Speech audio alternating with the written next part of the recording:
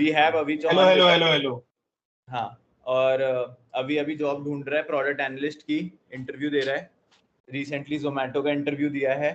तो यस भाई, अभी तुम बताओ। ओके ठीक है। हाय निपुण, हाय रवि। तो बेसिकली मेरा यही टारगेट रहेगा कि मैं इंटरव्यू को पहले फर्स्ट राउंड में क्या क्या क्वेश्चंस पूछे गए थे, ठीक है, तो उससे वहां से स्टार्ट करता हूँ। नेक्स्ट पार्ट में हम ये कवर पहले तो ये बता कि कि तूने स्टार्ट कैसे किया, थोड़ा बहुत ये बता कि अप्लाई कैसे किया था, कैसे कॉल आया, थोड़ा बहुत स्टार्ट वैसे करते हैं। बेसिक बता। अच्छा ठीक है। तो हाँ, अप्लाई का प्रोसेस तो यही था कि मेरा एक दोस्त है जोमेटो में ऑलरेडी वर्किंग है, तो उसको मैंने अपना रिज्यूमे भेजा था फॉर द रेफरल, उसके थ्रू अप्लाई करा and then I got a call from the HR और इंटरव्यू शेड्यूल हुआ।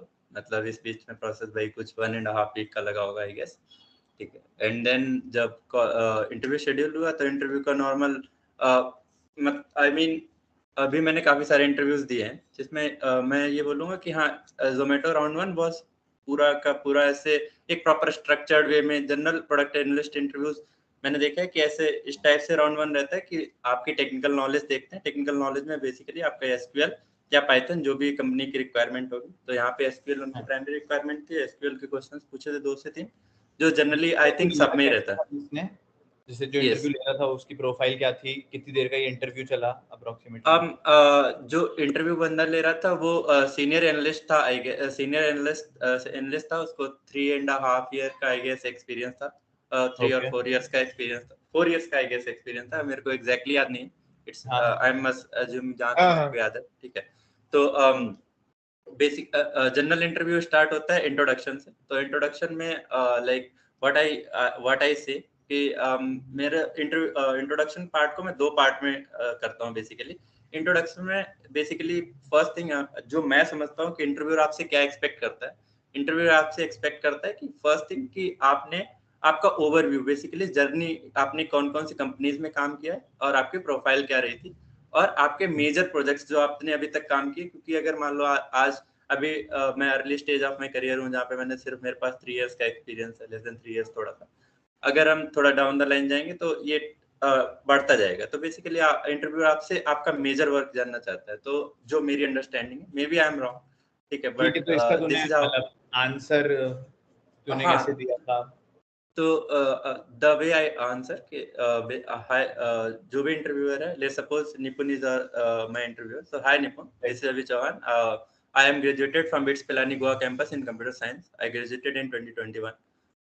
Right after my college, I joined Kogoport as an associate product manager.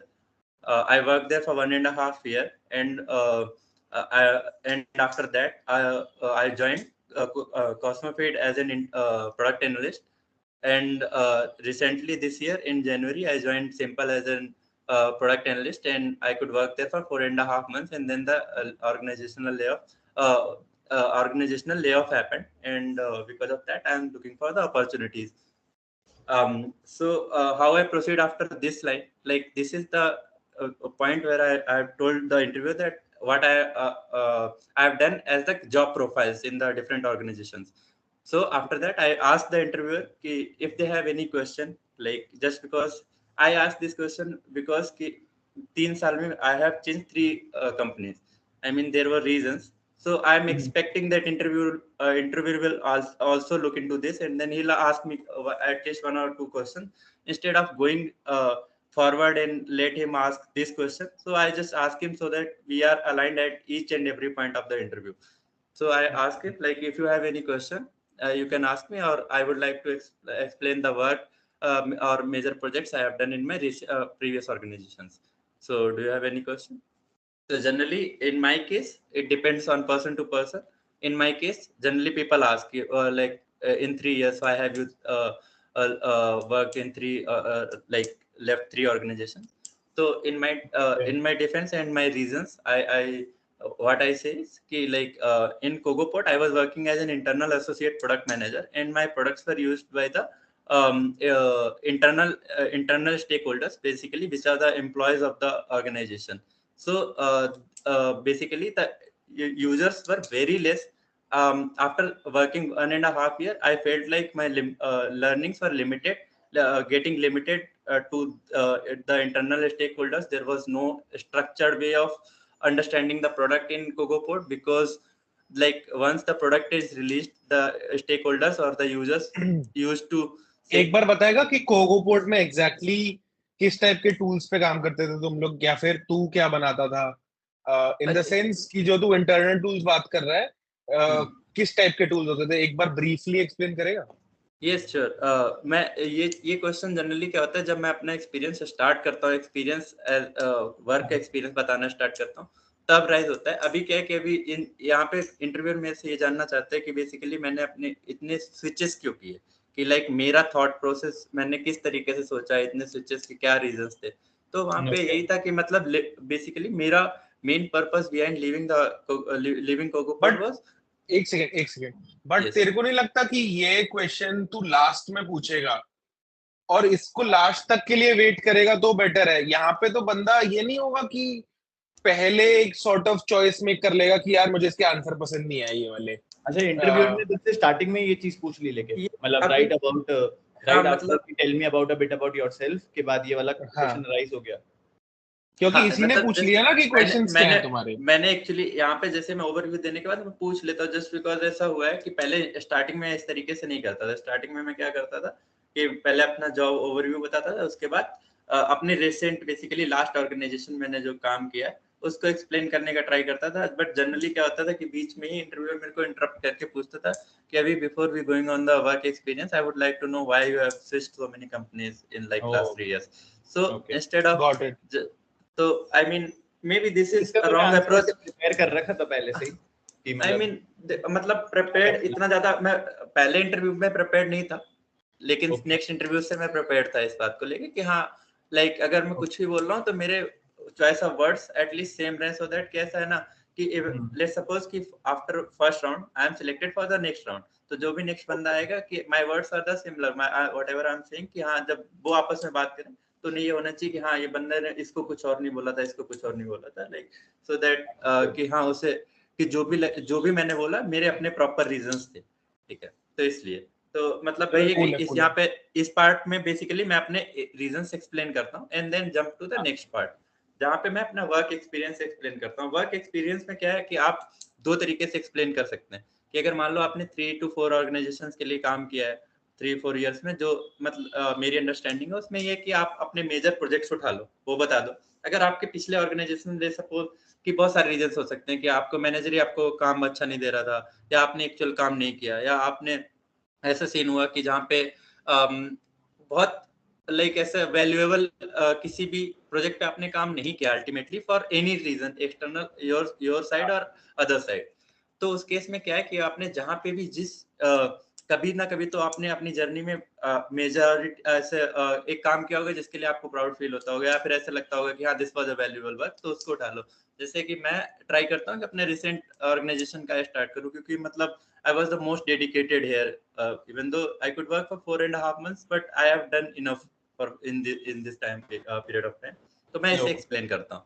तो यहाँ पे जो भी क्रॉस क्वेश्चंस होते हैं, once this is done, then interviewer is like they वैसे तो इंट्रो के टाइम पे वो बोल देते हैं कि हमारा इंटरव्यू किस तरीके से जाने वाला है, कि जैसे हम इनिशियली आपसे इंट्रोडक्शन करेंगे, अपने बारे में बताएंगे, आप अपने बारे में बताओगे, एंड देन हम एसक्यूएल के 2-3 क्वेश्चन करेंगे, देन कुछ केस स्टडी या पजल्स। ओके, तो यही रहता है 2 से 3 एसक्यूएल के क्वेश्चंस, एक गेस्टिमेट और एक केस स्टडी। तो प्रॉपर्ली कितनी देर में खत्म हो जाता है ये, और कौन सा पार्ट कितनी देर चलता है, कुछ एस्टिमेट?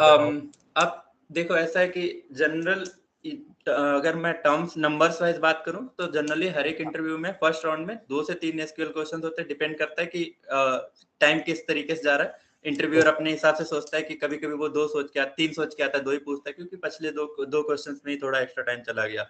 सामने वाले बेसिकली कैंडिडेट टू कैंडिडेट भी ये डिपेंड करता है। सेकंड ये होता है इंटरव्यूअर के मतलब इंटरव्यूअर अगर पहले ही 2 क्वेश्चंस में आई थिंक सेटिस्फाइड हो जाता है, खास करके टेक्निकल इंटरव्यूज में, तो आई थिंक तीसरा कई बार पूछता भी नहीं है कि ये तो ये बता ही देगा। और इवन वो उसमें ये भी रहता है कि अगर हो जाएगी इसको तो पहले 2 ही नहीं आए। हाँ वो भी है एग्जैक्टली, दोनों it can inch both ways. Yes yes. और उसमें एक ये भी रहता है कि मान लो अगर जैसे कभी-कभी क्या होता है इंटरव्यूअर को तीनों पूछने हैं, टाइम ज्यादा जा रहा है, तो वो क्या करता है कि 2 आपसे एसक्यूएल क्वेरी लिखवा लेता है किसी एडिटर पे, और उसके बाद थर्ड का आपसे लॉजिक पूछता है कि what is the thinking, how will you approach to this problem, ठीक है। तो इस इंटरव्यूअर ने आपसे तुमसे कौन से 3 सीक्वल के क्वेश्चन पूछे थे, क्या हाँ, किस चीज के अराउंड? तो यस, तो एसक्यूएल क्वेश्चन पहला था कि जिसमें एक एम्प्लॉयज टेबल थी, जिसमें एम्प्लॉयज टेबल थी और उसमें एक एम्प्लॉय आईडी थी, एम्प्लॉय नेम था और department and then sorry department या सब्जेक्ट एक कॉलम था जिसमें और लास्ट कॉलम था मार्क्स। तो आपको हर एक सब्जेक्ट का सेकंड हाईएस्ट टॉपर बताना था, सेकंड हाईएस्ट। ओके, सेम हाँ, क्वेश्चन। तो ओके, मतलब भाई सही है। सिंपल। हाँ, तो उसमें तो जब मैंने तुमने कौन सी अप्रोच से सॉल्व किया? हाँ, तो मैंने तो सीधे रैंक यूज किया, मतलब डेंस रैंक यूज किया। डेंस रैंक यूज करने के बाद उससे पूछ लिया कि अगर जस्ट इन केस कि आप ऐसा तो नहीं बोल रहे हो कि सेकंड हाईएस्ट की अगर लेट्स सपोज कि अगर मार्क्स सेम आ गए 4-5 टॉप 4 के, तो सबको रैंक 1 मिल जाएगी उन सबको, ठीक है। तो आप ऐसा तो नहीं, आप फर्स्ट वाले को, अब तो मेरे को अगर आप इस तरीके से चाहते हो कि बेसिकली रो नंबर वाला आंसर चाहिए कि डेंस रैंक वाला आंसर चाहिए? डेंस हाँ, रैंक। तो यहाँ पे आपको बस एसेंशियली मेरे हिसाब से ये क्वेश्चन चेक तो वही करने के लिए होता है कि इसको सारे पता भी है कि नहीं पता है, कि डिफरेंस क्या होता है। यस, हाँ, तो बस वहां पे यही है कि आपको अपनी एसक्यूएल के साथ आपको मेरे को जो अभी तक लगा है कि उसमें आपको इंटरव्यूअर के साथ इंटरेक्शन भी रखना चाहिए कि हाँ, आप पता चला कि कुछ अलग ही सॉल्व कर रहे हो, उसको कुछ अलग चाहिए। क्योंकि कभी कभी इंटरव्यूअर एज पॉइंट ही देखना चाहता है कि आपने क्वेश्चन देखते हैं, ऐसा तो नहीं कि मैं चाह रहा था कि इसकी वजह से सेकंड ये आंसर आएगा, आपने अलग आंसर निकाल दिया। क्योंकि अब ये आप ये जब काम करना स्टार्ट करोगे तो आप ये छोटी मिस्टेक्स इस टाइप से करोगे, आपकी वजह से डेटा गलत आएगा, ठीक है। तो ये आप तो मैं यहाँ पे अपना एसक्यूएल के साथ साथ मेक श्योर करता हूँ कि हाँ, we are aligned on the problem, ठीक है। तो एक पहला क्वेश्चन ये था, उसमें उसने दूसरा क्वेश्चन ये पूछा था कि इसी को आप दूसरे तरीके से कैसे करोगे, ठीक है। तो बिना विंडो फंक्शन के, है ना? बिना विंडो फंक्शन के नहीं, बिना विंडो फंक्शन नहीं बोला था उसने, बोला था कि दूसरा अगर आप रैंक यूज, आप सिर्फ रैंक यूज नहीं कर सकते हो, विंडो फंक्शन हटाने का उसने ऑप्शन नहीं दिया था। तो इंस्टेड ऑफ गोइंग कि मैं दूसरा कुछ भी ज्वाइन या कुछ भी थॉट प्रोसेस सोचूं, इससे पहले मैंने ये सोच लिया कि मैं मैक्स को हटा देता हूँ, ठीक है। अगेन मैक्स निकालूंगा कि पहले मैंने पूरे डेटा का हर एक डिपार्टमेंट वाइज मैंने मैक्स निकाला, मैक्स जिससे मैच हुआ जिस स्कोर से उसको हटा दिया, नीचे वाले लेस देन वाले सारे ले लिए, अगेन मैक्स निकाला, जहां पे मैक्स मेरा स्कोर से मैच हो गया, वो हमारा सेकंड हाईएस्ट हो गया, ठीक है। तो बट इसमें वो डेंस रैंक वाला केस तो कैसे आएगा? मान ले मेरे 94 94 94 94 थे 4 लोगों के। 3 लोग। हाँ, उसमें वो क्वेश्चन ही नहीं आएगा। रीजन मीन कि जो इंटरव्यू का क्वेश्चन था उसमें उसने डायरेक्टली पूछ लिया था कि अगर सेम है तो सब सेम बराबर ही, क्योंकि मार्क्स वाइज कर रहा हूँ मेरे को ऐसा। आप सेम मार्क्स वाले में ऐसा नहीं है कि सेकंड में किसी का नाम एस से शुरू था, किसी का ए से शुरू था, एक वाले तो सबकी रैंक 1 होगी, सबकी रैंक 1 होगी बेसिकली। रैंक 1 होगी, समझ गया, तो उसे बस समझ रैंक गया। वही एग्जैक्टली, तो मार्क्स ही सब कुछ डिसाइडिंग फैक्टर था। तो इस वजह से मेरे लिए बहुत आसान हो गया कि मैं मैक्स यूज करके करूं। तो वहां पे और ये भी क्वेश्चन तरीके सॉल्व होते हैं वैसे, जैसे ये एक तरीका इसमें पता है, इसमें बहुत सारे लोग ये वाली गलती करते हैं कि लिमिट वाला आंसर देते हैं अच्छा, कि लिमिट 1 लगा दिया। हाँ, ऑर्डर बाय डिसेंडिंग करके लिमिट 1 कर देते हैं, ऐसा कुछ भी हाईएस्ट करने की वगैरह कोशिश लगा, एक करते हैं। लेफ्ट ज्वाइन वाला तरीका है। हाँ, बेसिकली आप सेम टेबल को खुद ही से लेफ्ट ज्वाइन कर दो, हाँ, लेफ्ट और ज्वाइन कर दो, ऑन मार के और रैंक मार्क्स को कम कर दो कि बेसिकली इससे कम वाले मार्क्स पे। तो जब आप सेम प्रिंट कर दी तो सेकंड वाली जो होगी आपकी एंट्री वो कम नंबर वाली होगी, और वहां पर आपका आंसर आ जाएगा सेकंड वाला, और वहां से आईडी एक्सट्रैक्ट कर लो। तो एक ये ज्वाइन वाला तरीका भी है। यस, हाँ, ज्वाइन तो मतलब अगर मेरा ये मैंने खुद भी ऐसे जिस उस टाइम में वो किया है कि अगर मान लो कि जब आपको कोई अप्रोच ना समझ आ रही हो, एक ही टेबल हो, तो एक बार ये दिमाग में हमेशा जाना चाहिए कि आप सेल्फ ज्वाइन मार रहे हो, ठीक है। ट्राई कर रहे हो कि एटलीस्ट आपको डेटा सेल्फ ज्वाइन के बाद क्या दिख रहा है, तो आपको कुछ से नहीं, उस डेटा और सेल्फ मेरे ज्वाइन। हिसाब से भाई सीक्वल का फंडामेंटल भी ज्वाइन ज्वाइन नहीं समझ में आए तो फिर सब कुछ बाकी साइड की चीजें ही हैं, बाकी उसके अलावा कुछ हो नहीं सकता अगर ज्वाइन समझ नहीं आ गया तो। यस मतलब एग्रीड, वो सबसे जरूरी है एग्रीड। काफी। तो ये हुआ चलो, था। एंड हाँ, थर्ड क्वेश्चन उसी में एग्जैक्टली एक सेकंड में ट्राई करता हूँ अगर मेरे को मिल गया, बट आई डोंट थिंक मिलेगा। तो थर्ड क्वेश्चन मेरे को याद नहीं, बट इसी में सिमिलर था, ठीक है। तो उसमें थोड़ा एडिशनल और चीजें ऐड कर दी थी, तो वो थोड़ा हल्का एक्चुअली क्वेश्चन टफ था, ठीक है। अब जस्ट बिकॉज कि मेरे केस में क्या होता है कि इनिशियली इंट्रो में हमें जनरली 20 to 25 मिनट्स चले जाते हैं क्योंकि इंटरव्यू के क्वेश्चंस आ जाते हैं, तो लास्ट में रैप अप वाला सीन आ जाता है। तो क्या किया था मैंने, उसको क्वेरी लिख के, स्टार्टिंग की क्वेरी का पार्ट लिख के स्ट्रक्चर समझा दिया था, ठीक है। और मैंने उससे पूछ लिया कि अगर आप चाहो तो मैं आपको लॉजिक आगे का बता देता हूँ या फिर मैं क्वेरी टाइप कर सकता हूँ, क्योंकि बट थोड़ा सा टाइम एक्स्ट्रा जाता। तो उसने बोला ठीक है, आप स्ट्रक्चर्ड, आप अप्रोच आपकी स्ट्रक्चर्ड है, आप एक बार लॉजिक बता दो। एंड लॉजिक बता दिया था, दैट वाज इनफ, ठीक है। तो इसके बाद उसने मेरे से एक रफ आइडिया देगा क्वेश्चन कैसा था, मतलब क्या कॉन्सेप्चुअल बेसिक कॉन्सेप्ट क्या था? यार दिक्कत क्या है कि मेरे को एग्जैक्ट याद नहीं है। रिटेंशन टाइप का था कुछ, रिटेंशन, अडॉप्शन? नहीं, फनल से रिलेटेड नहीं था, क्योंकि मार्क्स स्टूडेंट डेटा ही था। अच्छा, इसी वाली टेबल पे ऐड कर रहे थे? हाँ, अच्छा। इसी पे ही थोड़ा उसने मतलब वो, बट चलो ठीक है, दैट्स फाइन, आई गेस।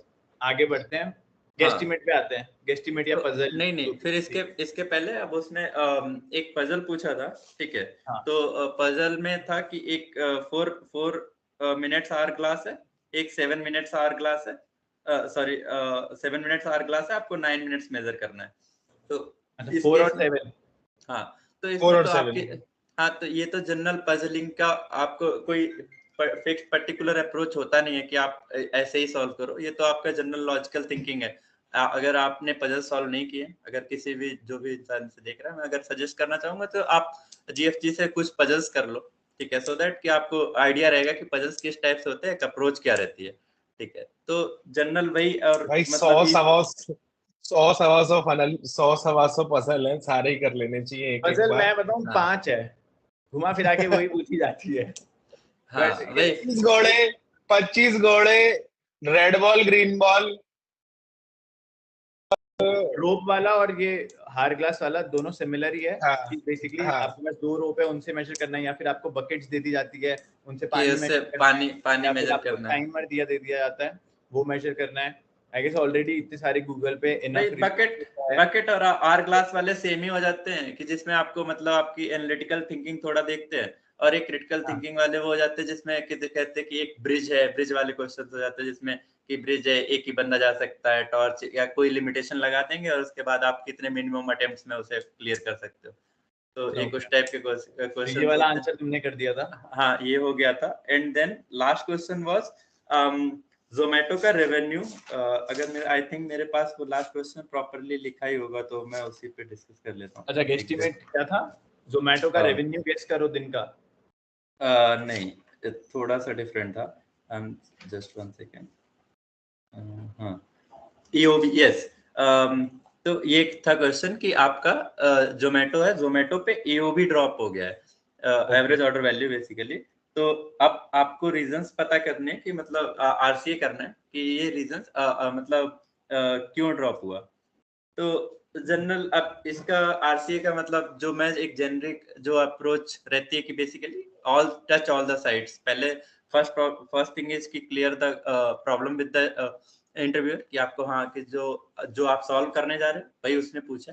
हो सकता है कभी कभी आपको थोड़ा सा मिसअंडरस्टैंडिंग हो जाता है, या सुनने में प्रॉब्लम हो गया, कुछ भी हो सकता है। आप एक बार अगर आपने प्रॉब्लम सही से नहीं सुनी या आप कुछ और सॉल्व करने लगे, तो आप वहाँ पे मतलब इंटरव्यू भी लाइक कि ये तो सुनता ही नहीं है। तो फर्स्ट थिंग हमेशा कि भले ही रिपीट करना हो, बट रिपीट करते टाइम पे भी मैं मेक श्योर करता हूँ कि ऐसा नहीं कि जो उसने बोला डिट्टो रिपीट कर दो। इंस्टेड ऑफ दैट कि बुलेट पॉइंट्स में बोल दो कि लाइक जोमेटो का so basically I want to, जिसे मैं इस तरीके से बोलता हूँ। So your problem, so the objective of the problem is the EOB has dropped and all other matrices are the same. उसने बोला था all other matrices are the same but EOB has dropped. Now you have to figure out the root cause of this problem. So first all other metrics बहुत वेग नहीं बोल दिया उसने। yes, interviewer in the sense की AOB वाली metric बहुत सारी मेट्रिकों को टच करती होगी, तो वो तो चेंज होंगी उसकी। हाँ, मतलब चलो ठीक है, वो उसका बोलने का तरीका होगा बस उसका। लेकिन मैं इसमें जो समझा था कि all other matrices are the same का मतलब यही है कि जो भी रिलेवेंट मैट्रिसेस है वो सेम होंगी। बट इससे पहले भी आपको, अगर ऑल अदर जब भी उसने बोला है, तो ऑल अदर में आप हमेशा इट्स बेटर कि आप ऑल अदर क्लेरिफाई कर लो। अगर उस टाइम पे क्लेरिफाई नहीं भी करो तो आप ये देखो कि आपके एओबी को आप डिफाइन करो, एओबी कैसे होता है, एओबी का डेफिनेशन लिखो, उसके लिए आपको क्या क्या रिक्वायर्ड होगा, क्या उनमें से कुछ चेंज तो नहीं हुआ, ठीक है, सो दैट कि अगर आपका जो रिक्वायर्ड डेटा है वो चेंज हो रहा है, उससे फर्क पड़ना चाहिए, चेंज नहीं हो रहा है तो मतलब वेल एंड गुड, ठीक है। और अगर बचे हुए से फर्क क्या पड़ता है कि दूसरी मैट्रिसेस चेंज हुई या नहीं हुई, राइट। तो वहां पे पहली चीज तो मेरे को ये पता करना था वो भी ड्रॉप हुआ है तो ड्रॉप कितना % हुआ है, ठीक है, कि मतलब ड्रॉप तो उसने बोला कि लेट्स सपोज 50% ड्रॉप हो गया, ठीक है। इस पे मेरे को थोड़ी हंसी भी आई थी कि लाइक 50% ड्रॉप, ठीक है, बट नहीं, सही बात है, आरसीए करना और आसानी होना चाहिए। 50% हो गया, अब तो आरसीए बहुत ही ऑब्जेक्टिव है, जो भी कुछ है वो बहुत ही एक्सट्रीम फटा हुआ है। यस तो भाई पहले तो मैंने मतलब फिर भी इवन दो कि अब मेरे को 50% से पता चल चुका है कि हाँ कि एक पर्टिकुलर सेगमेंट में बहुत बड़ा या कुछ ऐसा कोई होगा जिसकी वजह से बहुत बड़ा इश्यू आ रहा है, बट स्टिल मेरे को ऐसा नहीं रखना था कि मैंने सारे पॉइंट्स आरसी में टच नहीं किए, क्योंकि वो मेरे को ये भी देखना था कि स्मॉल अगर फैक्ट जो डेविएशन जो आ रहा है वो भी किसकी तरफ से आ रहा है। तो मैंने इंटरनल क्या है ये पूछा, कितने पीरियड पे बेसिकली ये 50% का जो तो सबसे पहला यही से स्टार्ट होता है कि जो ये आप बोल रहे हो कि 50% ड्रॉप हुआ है वो कितने दिनों में हुआ है, तो उसने बोला कि वीकली डेटा है कि लास्ट 7 डेज, ठीक है। आपने लास्ट 7 डेज का जो वीकली था, हाँ, तो आपका इस वीक का बेसिकली, और ये वीक ऑन वीक ड्रॉप है, ये मतलब वीक ऑन वीक ड्रॉप था या फिर ये ग्रेजुअली ड्रॉप होते होते 50 तक पहुंचा, या फिर हमारा वीक ऑन वीक जैसे आज हम मंडे पे बैठे हैं तो पिछले मंडे से 50% कम है। हाँ, बिकॉज बहुत सारा ये भी हो सकता है, मान लो पिछला मंडे 31 दिसंबर था, ठीक है, 3 मंथ से बेसिकली गिरता जा गया ऐसा सॉर्ट ऑफ, हाँ, गिरते गिरते जैसे मान लो मैं आज 31 दिसंबर पे बैठा हूँ और मैं 7 जनवरी को बोल सकता हूँ ये चीज कि मेरा यार एओबी ड्रॉप हो गया है 20% से, और सही में होता है बिकॉज न्यू ईयर का एओबी नेचुरली आया है। तो अकेली तुम वीक ऑन वीक की मेट्रिक देखोगे तो तुम उसमें 20% का ड्रॉप है, लेकिन वो ड्रॉप वन ऑफ ड्रॉप है, मतलब वो ऐसा नहीं है कि कुछ स्ट्रक्चरल चेंज हुआ है। एक्चुअली मतलब आपने बहुत बढ़िया पॉइंट आउट भी किया यहाँ पे, इवन तो मैंने ये एक्चुअली इसको मिस आउट किया था उस टाइम पे कि एक लास्ट वीक में एक स्पाइक आया हो, उसकी वजह से बाद में पिछला वाले से मैच कर रहा, बट इवन तो उसकी जगह मैंने इस तरीके से पूछा था कि ये जो ड्रॉप है वो एक सडन ड्रॉप है, उससे पहले जो डेटा था वो हमारी मीट्रिक जो हमने चेक की थी लास्ट वीक का और इस वीक का मतलब बेसिकली लास्ट और लास्ट टू लास्ट, ठीक है, सो दैट कि उनका उनमें भी कोई चेंज था। उसने बोला कि नहीं वहां पे कोई ऐसा चेंज नहीं था, तो बेसिकली जो भी चेंज हमारे डेटा में आया है वो इस वीक में आया है, यानी कि हमारा कुछ तो चेंज हुआ है। तो मैं ये भी पहले मतलब इसमें मैंने 2 पार्ट में कुछ ऑब्वियस, सबसे पहले मैं ऑब्वियस हटाने का ट्राई करता हूँ, देन प्रॉब्लम स्पेसिफिक होता हूँ। ऑब्वियस में मैंने इंटरनल एक्सटर्नल की बात करी। एक्सटर्नल में बेसिकली कि कोई नया मार्केट में कंपटीटर तो नहीं, ठीक है, या कंपटीटर ने कोई इसकी ऑफर या कोई प्रोडक्ट चेंज तो नहीं किया है कि कोई ऑफर चलाया कि let's suppose just because we are talking about AOB, ठीक है, एवरेज ऑर्डर वैल्यू, और वो डिक्रीज हुई है। इसका मतलब जनरल अगर हम सीधे शब्दों में समझे तो हमारा हाई ऑर्डर वैल्यूज डिक्रीज हुए होंगे समहाउ, या तो यूजर जस्ट बिकॉज आपने, मैंने उससे काफी चीजें कंफर्म की थी, user number of users which is same, active users are the same, number of orders are the same, तो दैट मींस कि या तो हाई ऑर्डर वैल्यू वाले लोग। एक बार इसको थोड़ा सा और एक्सपेंड करके, जैसे जस्ट सपोज तूने एओबी ऐसे बोला होगा कि रेवेन्यू अपॉन टोटल ऑर्डर्स, तो यू वुड हैव आस्क्ड कि रेवेन्यू सेम रहे क्या, टोटल ऑर्डर सेम रहे क्या, क्या उसमें ड्रॉप है, मतलब वहां से एक बार थोड़ा सा लेके आओ। तो यस, जब मैंने यहाँ पे स्टार्ट किया तो सबसे पहले मैंने एक्सटर्नल फैक्टर्स का पूछा, जिसमें पहला तो कंपटीटर एंड कंपटीटर ऑफर्स का पूछा। कंपटीटर ऑफर्स के बाद उसने एक चीज बोली थी, यहाँ पे मैं हमेशा इस तरीके से करता हूँ कि अपना एक फ्रेमवर्क रहे, बट हमेशा framework to and fro problem से करते रहे, कि हमेशा मेरा फ्रेमवर्क अटैच्ड है प्रॉब्लम स्टेटमेंट से। तो मैंने फिर से पूछा, आपने बोला कि all the numbers are the same, क्या number of users are the same, तो बोला यस। मैंने number of daily weekly order, just because we are talking about weekly AOB, तो वीकली ऑर्डर्स जो थे लास्ट वीक और इस वीक के weekly orders are the same, बोला यस। वहां पे बहुत ही इनसिग्निफिकेंट चेंज है जिसको आप कंसीडरेशन में ना लो तो भी चलेगा। तो मैंने कहा ओके, देन अब मैंने डिफाइन किया कि फर्स्ट व्हाट इज एओबी, ठीक है। तो AOB is basically average order value की नंबर ऑफ टोटल रेवेन्यू, जो टोटल पेमेंट वॉल्यूम, टीपीवी बोलूंगा ज्यादा बेटर है, ठीक है, total payment volume divided by number of orders, okay.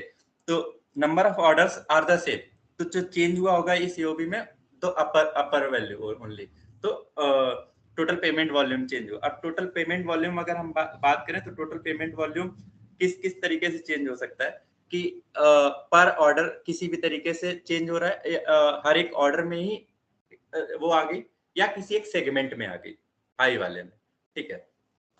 तो अब मैंने इसके लिए सबसे पहले क्या किया, मैंने पहले यूजर्स को समझने का ट्राई किया, ठीक है, कि यूजर्स जो है यूजर्स ऑफ जोमेटो कौन कौन है। तो फर्स्ट थिंग कि मैं यूजर्स को सेगमेंट करना चाहता हूँ, क्योंकि यूजर जर्नी देखना चाहूँ।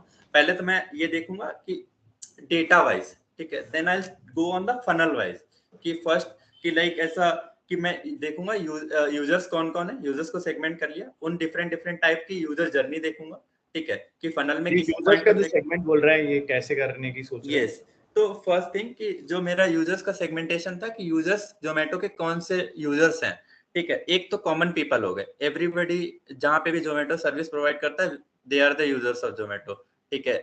Second are the corporate offices, इसको मैंने अलग इसलिए किया था कॉर्पोरेट ऑफिसेस को क्योंकि यहाँ पे बल्क ऑर्डर्स होते हैं, ठीक है, कि लाइक ऐसा क्योंकि वहां के ऑर्डर्स हमेशा हाई मतलब ऑर्डर वैल्यू हमेशा ज्यादा होती, तो वो हो सकता है कि इवन दो तुम्हारे 10 ऑर्डर्स ही कम हुए लेकिन ईओबी में ड्रॉप सिग्निफिकेंट हो सकता है। तो आई वांटेड टू चेक कि क्या ऐसा हुआ है, तो उसने बोला मैंने क्या अगर मैं इन दोनों सिर्फ इन कैटेगरीज की बात करूं क्या इसी स्पेसिफिक इन दोनों में से चेंज हुआ है, तो उसने बोला यस, कॉर्पोरेट ऑफिसेस के जो ऑर्डर्स थे उसमें चेंज हुआ है। तो मैंने बोला कि कितना, ठीक है, सो दैट कि मैं पहले ये अब जस्ट बिकॉज कि आई हैव फाउंड कि एक पोटेंशियल मेरे को ये मिल गया कि एक पोटेंशियल रीजन हो सकता है, ठीक है। अब पोटेंशियल रीजन की जैसे बात आएगी तो मैं उस पे जाऊंगा उसे वेरिफिकेशन के लिए कि प्रॉब्लम से, तो मैंने डेटा वेरीफाई करने के लिए इसमें कितना ड्रॉप हुआ, उसने बोला कि लेट्स सपोज कि 10% ड्रॉप हुआ, तो देयर इज 40% मोर, कि अब वो 40% और होगा। तो मैंने नेक्स्ट क्वेश्चन पूछा था कि क्या हमने यूजर्स को इस तरीके से भी कहीं किया कि जहाँ पे यूजर्स को हमने कैटेगराइज किया हो कि हाई ऑर्डर वैल्यू, लो ऑर्डर वैल्यू टाइप है, मीडियम ऑर्डर, या फिर ऐसे किया हो किसी की कोई कैटेगराइजेशन का हमने पैरामीटर, बेसिकली शेयर शिफ्ट हो गया हो, ऑर्डर सेम है लेकिन लोअर वाले ज्यादा कर रहे हैं, हाई वाली बकेट ही कम हो गई है, शेयर शिफ्ट हो गया, बेसिकली ऑर्डर सेम है लेकिन अलग अलग कैटेगरी चेंज हो गया ऐसा। हाँ, तो उसने वही बोला कि बेसिकली जो हाँ क्या बोले, उसने बोला कि यस हमने यूजर्स को कैटेगराइज कर रखा है high bucket orders, high bucket users और लो बकेट यूजर्स, कि जहाँ के बेसिकली जहाँ पे पर ऑर्डर ज्यादा है उनको हाई में डाला हुआ है, वो मतलब बेसिकली मैट्रिक इटसेल्फ या बकेट इटसेल्फ सेज किया, हाँ बेसिकली क्या कौन से यूजर सेगमेंट होगा। तो मैंने बोला इसमें कुछ ईओबी दोनों सेगमेंट में ईओबी का कुछ चेंजेस है। उसने बोला यस कि जो हाई वैल्यू ऑर्डर्स है उनकी वो बहुत मतलब सिग्निफिकेंट कम हो गए। मैंने कितना सिग्निफिकेंट कम हो गया कि 40% के अप्रोक्सीमेटली।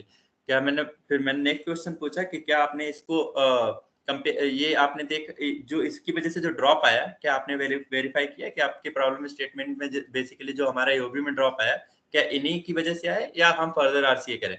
बोला कि नहीं, अभी हमने जो इस तरीके से देखा डेटा उसके अकॉर्डिंग इसी से हमारा मेजर ड्रॉप हो रहा था। तो basically we have come to the conclusion. अगर सपोज कि जस्ट इन केस कि अगर वो मेरे को बोल देता कि नहीं इन दोनों सेगमेंट में भी ऐसा कुछ स्पेसिफिक ड्रॉप नहीं आया था, ठीक है, दोनों में सिमिलर ही रहा।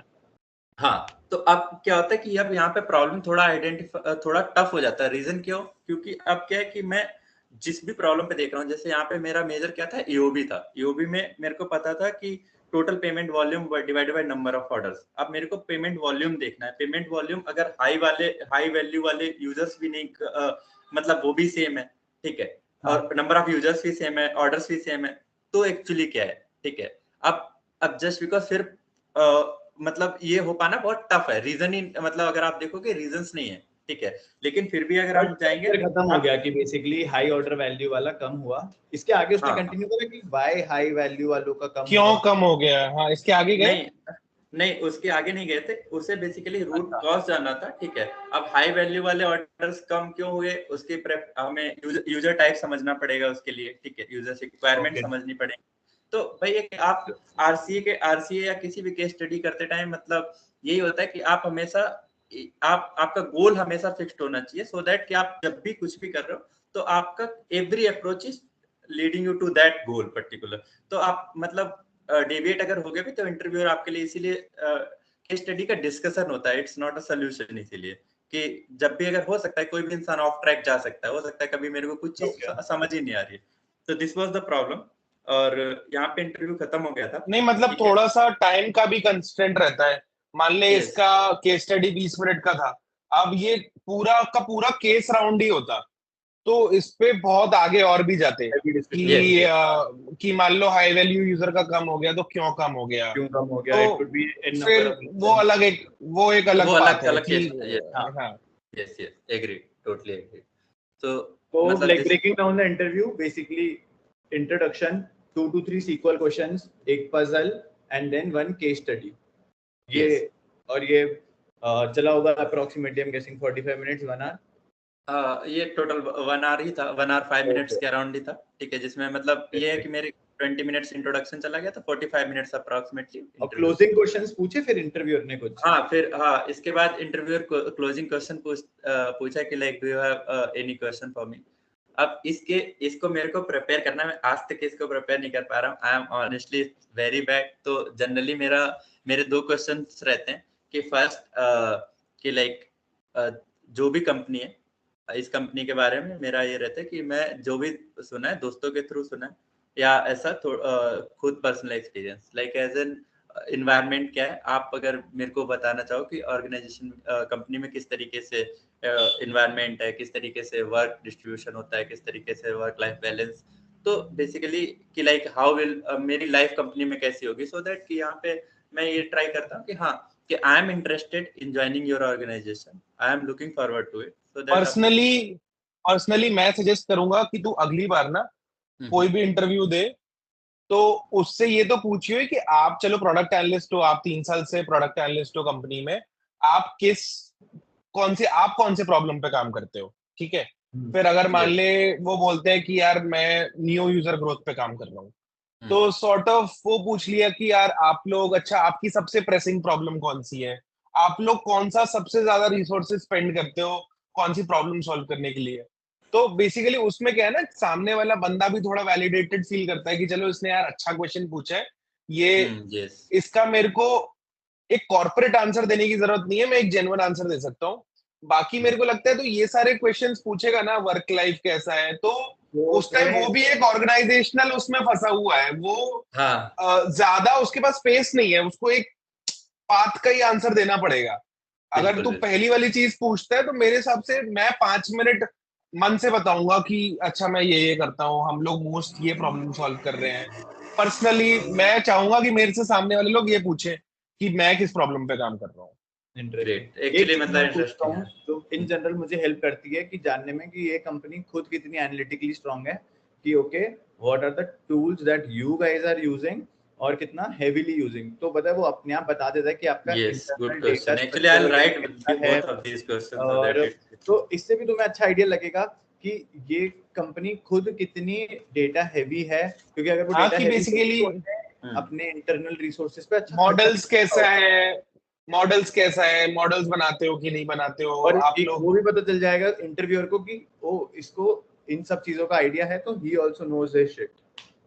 यस मतलब ये एक्चुअली मेक सेंस, मतलब दोनों ही क्वेश्चन बहुत ही अच्छे हैं। मैं मतलब इस साइड से क्योंकि हमेशा इंटरव्यू एंड होता है तब मेरे को हमेशा याद आता है कि क्या क्वेश्चन पूछना चाहिए, ठीक है, और उसके बाद हमेशा भूल जाता हूँ, ठीक है। फिर मेरे को बस यही याद आता है कि मैंने इंटरव्यू में अगर कुछ मिस्टेक्स किए थे तो क्या किए थे, नेक्स्ट टाइम उसको इम्प्रूव कैसे करना है, ठीक है। अगर मेरी कोई स्किल लैग या मतलब नॉलेज लैग आता है तो उसे फिल करने का ट्राई करता हूँ, बट ये क्वेश्चन पे जब भी नेक्स्ट आता है तभी याद आता है ओ शिट मैं फिर से नहीं किया। But okay these are the actually very good question. तो मेरे 2 क्वेश्चन में एक ये रहता है, दूसरा ये रहता था कि जनरल फीडबैक की आपको लगता है if there is any area of improvement, so I would like to work upon that. ये I would highly recommend कभी मत पूछा कर, because तू सोच एक इंटरव्यूअर को तूने इस थॉट पे एंड करा कि मेरे बारे में क्या बुरा था, you would always want to end an interview on a thought कि मेरे बारे में क्या अच्छा था। अगर तुमने ये पूछा कि where is the feedback, now he is thinking कि मैं बुराई क्या थी कमियां निकाल, और वो एंडिंग हो गया, तो ये it's a red big no no, ये मत करो। ये नहीं करना। I understand this. हाँ बिल्कुल 100% ट्रू। और जेनरिक क्वेश्चन भी मत पूछो कि वो वर्क लाइफ बैलेंस जेनरिक नहीं, मतलब how do I provide value in this thing, उसमें क्या है, वो भी बंदा बाउंड है यार। आप जॉब डिस्क्रिप्शन पढ़ के आते हैं ना, how do you provide value, तो ये वाले questions are a big no. Yes, मतलब मेरे को लगता है मेरे दोनों ही क्वेश्चन बिग नो थे। speaking, even though I have given it a thought कि मतलब वीडियोस ताकि the thing is देखे तो उनको समझ में आ जाए भाई ये नहीं पूछना है और ये पूछना है। अब रीजन क्या है ना कि मतलब ये पिछले जब भी यहाँ तक मैं प्रिपेयर होता हूँ इंटरव्यू तक देने तक, ठीक है कि मैंने उसने कुछ प्रॉब्लम पूछी। I guess we have lost अभी, ये थोड़ा इंटरनेट इशू आ रहा है, but still I guess good session. अपन इसको यहीं पर एंड करते हैं। Thank you boys, bye bye.